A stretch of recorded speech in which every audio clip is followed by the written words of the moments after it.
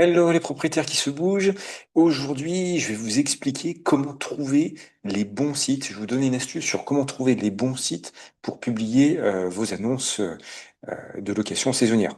Donc là, j'en profite, j'ai une cliente Véronique qui se pose la question pour son studio en Corse, sur quel site publier. Et d'emblée, elle ne souhaite pas publier sur Airbnb, pas sur Booking.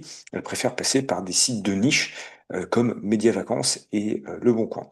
Et donc l'idée, c'est de voir est-ce que c'est pertinent ou pas par rapport à sa stratégie. Donc je vais vous donner un outil qui est gratuit, qui s'appelle Google Trends. Vous voyez, Google Trends, très facile, peut-être que vous connaissez déjà. Et j'ai fait une recherche très simple, c'est un outil qui donne les tendances de recherche sur Internet et les recherches associées. Et donc, j'ai tapé Airbnb Corse, Booking Corse, Média Vacances Corse et Boncoin Vacances Corse. Et on voit les résultats. J'ai affiché ça sur 12 mois.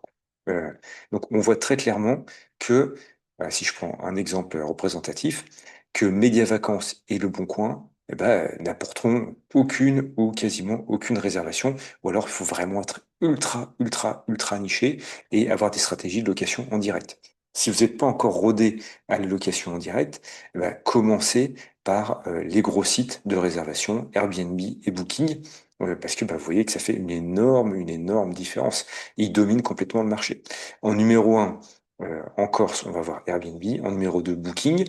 Les deux, vous voyez que le volume de recherche est considérable, donc les deux seuls peuvent vous apporter des réservations, mais si vous êtes que sur Média Vacances, ça va être très très compliqué. Donc après, vous pouvez aussi avoir plus d'infos.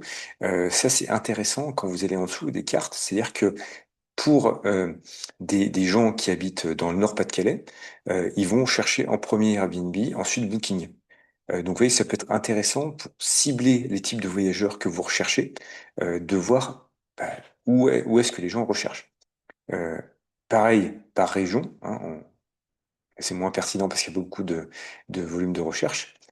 Et vous avez aussi, ce qui est intéressant, c'est des termes associés. Donc Skyscanner, ce qui peut servir, hôtel.